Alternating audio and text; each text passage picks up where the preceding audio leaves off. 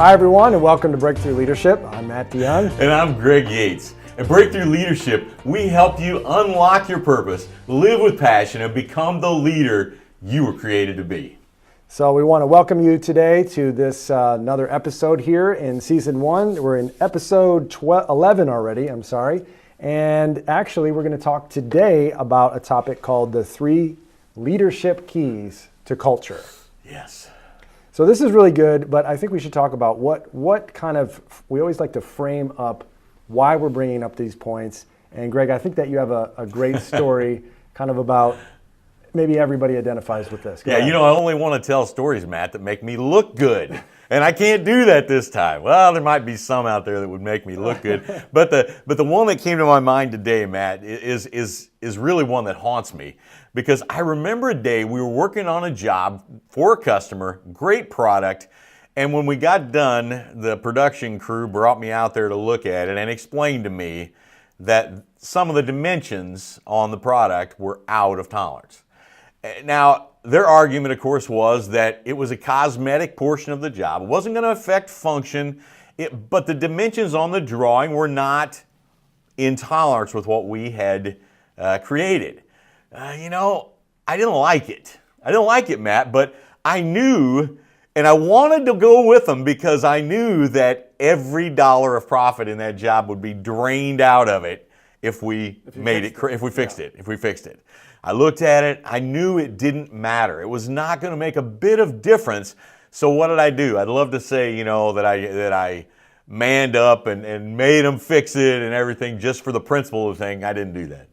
We installed the job, and it wouldn't go away. I was looking at the finished product with the customer, and I just had to say it. I said, I do want you to know that those exterior dimensions are out of tolerance. I don't think there's any functionality problem with it. Obviously, it's just a cosmetic surface, and he looked at it and said, we don't care. That's no big deal. And we went on. I took a deep sigh. And then I went and confessed to my team, but the truth is that confession didn't back me out of the reality I'd done it wrong. I'd not led in a way that let them know how powerful it was to me to have integrity with them and with the customer in that moment. So that's a deep regret I have, but it kind of brings you down to this reality about the leadership things that demonstrate the validity of your culture. And I'm sure there's some people watching the video and going, I've been there in a situation just like that, and I had to make that call, and it wasn't even my business. And look, if I would have made it right, then I would have gotten in trouble. I was really stuck in a difficult spot. And on one hand, you want to be the moral hero and stick out your chest and go, yeah. But I fixed it. Yeah. And on the other hand, I think a lot of us identify more with the story as it played out in your own life. But I think what we're trying to say here is that there can be some keys to influence in terms of your leadership. And in particular, we're going to talk about 3 keys today. And so the first key in terms of shaping culture is to define it, right? Right, So what absolutely. do you mean by that? Well, so many times what the default culture is in an organization doesn't happen on purpose. It's just kind of accidental, or it's perceived differently by everybody in the room because they've had a different, camera that they're looking for, a different vision, a little different vantage point for the culture of the organization. Unless we define the objective of the culture, we won't know if we're hitting it or missing it. We won't know if we're successful or unsuccessful. So that is the absolute first thing that has to happen. Sounds simple, but it's not.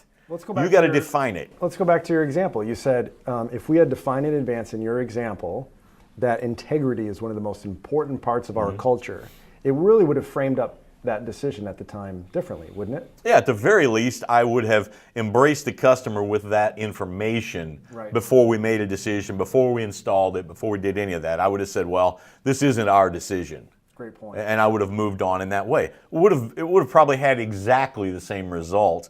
But the point is, that's just one silly example. Yeah. The point is, if integrity was the thing that everybody in the room was looking at and saying, that's not our culture, it would have been framed entirely differently. Yeah, I love it. It's a simple example, but it's powerful. And so that's the first key, is to define the culture. The second key is to demonstrate it. So what do we mean by this? Yeah, the biggest time when culture gets violated is just like my story, Matt. It's those times when we're going to lose money. Yeah. As a leader, often we define culture unintentionally because we want to guide it circumstantially based on, kind of situational ethics, if you will. Let's look at it this different way. Well, what they don't know won't hurt them, and your people see this, just like they say, your children really know who you are, right? Because they see you when you don't even think anybody's watching. Well, that's really the demonstrate it. Number 2 is demonstrate it. If we as the leaders are not demonstrating in every part of our lives, not just in business, if we're not demonstrating the defined culture in our lives, then, that's we've lost it. We've lost our culture. It doesn't exist. Somebody much smarter than me deserves credit for this statement, but I heard it as a new parent, which is many of your parental lessons for your kids are going to be caught, not taught. Oh, wow. Right, so that's awesome. I think that's kind of what you're talking about. Right? That's the biggest truth. That is so big. It's so big. What you say versus what you do. Yeah, it's huge. So those definitions, we talked about key number 1, you got to define it. Key number 2, you got to demonstrate it. Yeah, and these are opportunities. Demonstrating it's an opportunity. Go ahead. To strengthen your culture, to strengthen your team, and to position you as a leader. And the third key is really to demand it. Now, this is bold. What do you mean by demand it? Yeah. Well, the truth is, you have to believe this, Matt. I mean, you have to believe this or it just won't happen.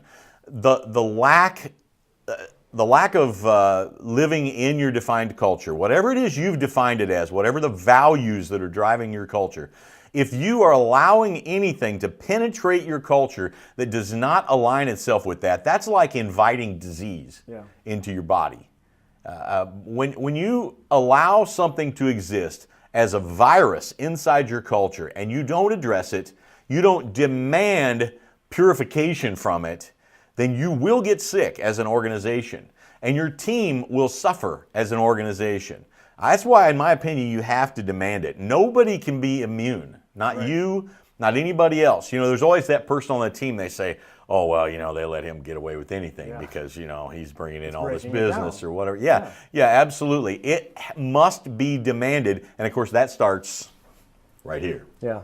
I can think of a situation where in a past company, we actually did use the definition of integrity as a cultural point, and we try to demonstrate it by just saying, hey, integrity for us is just doing the best you can to do what you say you're going to do. And that became a powerful hiring technique, is you could identify when people weren't being consistent. Yeah. They couldn't continue on because it would affect the rest of the culture. And of course, we talk about culture a lot in the Breakthrough Leadership platform. So, but let's put this into practice. If people wanted to, listeners, watchers here on this channel, wanted to start to influence their culture a little better, use these 3 keys, what's a challenge that you could have for them? Well, to me, Matt, the challenge has to be that we look for deliberate ways to live out that culture in our own lives. Yeah. And we have to demonstrate it when it costs us something. Because if nobody sees you paying the price for your culture, they won't either. Yeah, that's awesome. And so now it's your turn. We really appreciate you watching this video, and it's your turn to give us comments. Comment below on this YouTube channel, and we'd love to know how you're using these 3 keys in your leadership to impact your culture. Of course, Matt, some of the best conversations we have are over at our website. Come on over to morethanbreakthrough.com. We'd love to see you there. Yeah, that's awesome. And when you're there, if you're not already on our email list, I really encourage you to subscribe, because what you're going to get next is several different resources upfront on fear, on failure, and on purpose. All those things are going to come to you, and those are the resources you can't get anywhere else. Remember, you can do this. These are the steps to create traction on your path to breakthrough.